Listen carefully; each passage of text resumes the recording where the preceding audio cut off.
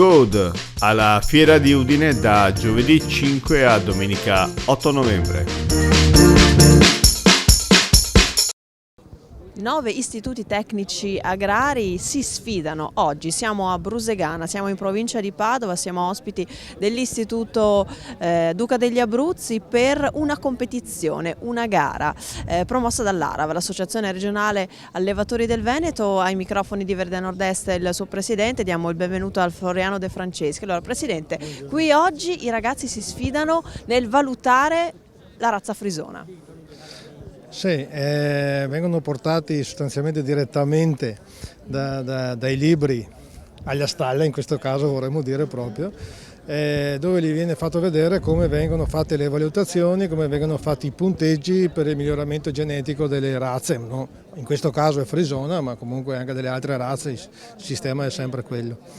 Quindi insomma un modo per toccare, no, con mano quello che magari hanno studiato sui libri. Sì.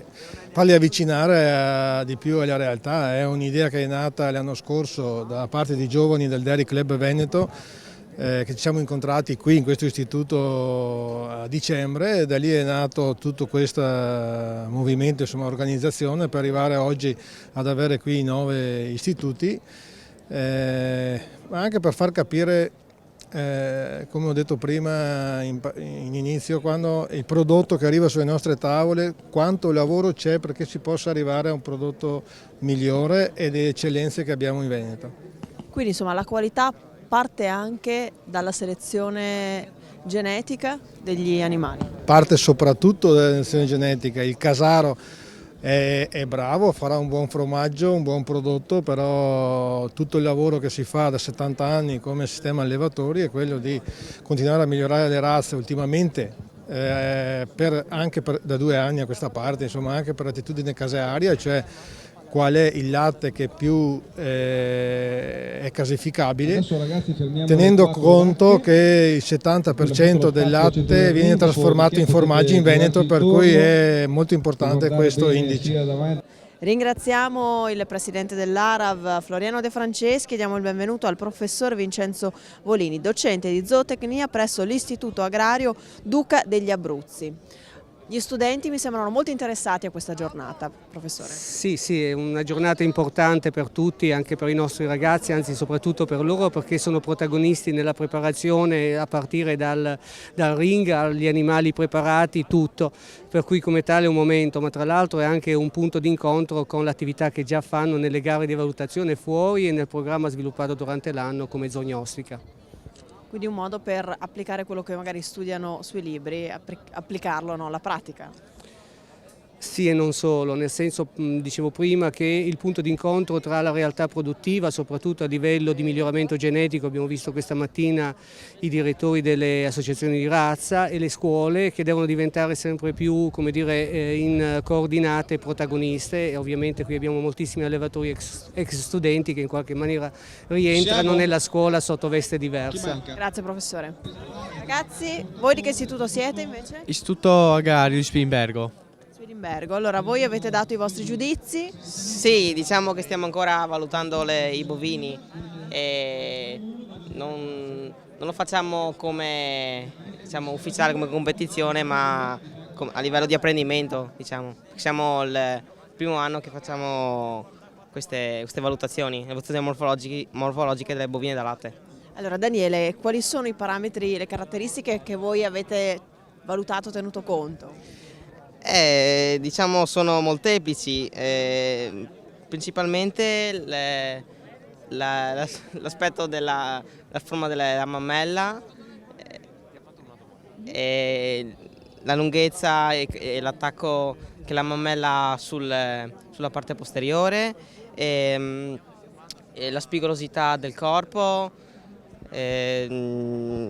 anche la stabilità con cui il bovino cammina e si ancora al terreno. Cosa vuoi fare da grande? Bella domanda.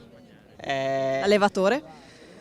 Ma non so, mai dire mai. Intanto proseguo questo corso e vedremo come va a finire.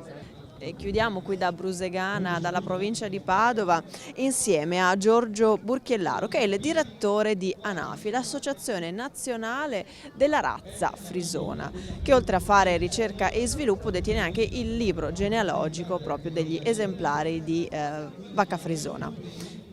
In 20 anni il progresso genealogico davvero ha fatto dei passi da gigante.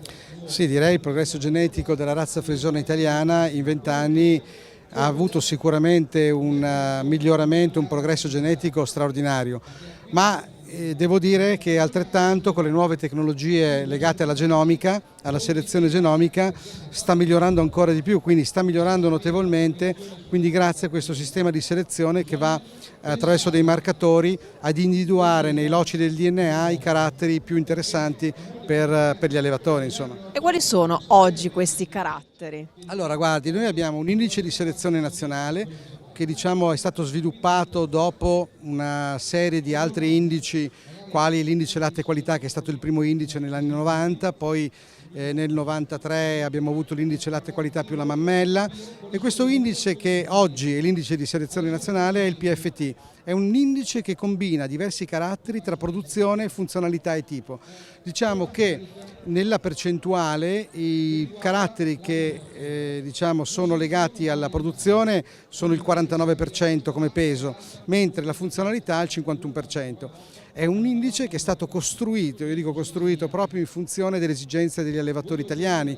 Voi considerate che il latte, oltre il 70%, viene destinato alla trasformazione casearia, per cui è stato elaborato, è stato studiato insieme ai consorzi di tutela dei formaggi, insieme agli allevatori, insieme ai centri di ricerca, insieme ai centri di FA, quindi tutta la filiera organizzativa zootecnica è stata coinvolta proprio per sviluppare questo indice e ha dato dei risultati, e sta dando tuttora dei risultati molto interessanti. Proprio il progresso genetico che vediamo è proprio finalizzato anche all'utilizzo di questo indice.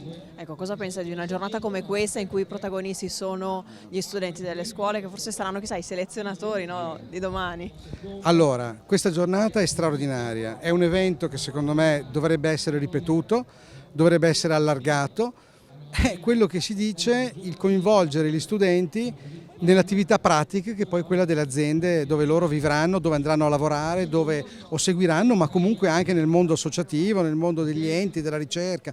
Quindi direi che è importantissimo, sono eventi importanti che coinvolgono i ragazzi, e le dico solo una cosa: noi come associazione dal 2003, quando sono entrato a fare direttore di questa associazione nazionale, la prima cosa che abbiamo ritenuto di fare è stata proprio sviluppare l'attività giovanile, la cosiddetta AGAFI, attività giovanile degli allevatori nella Frisona. Perché?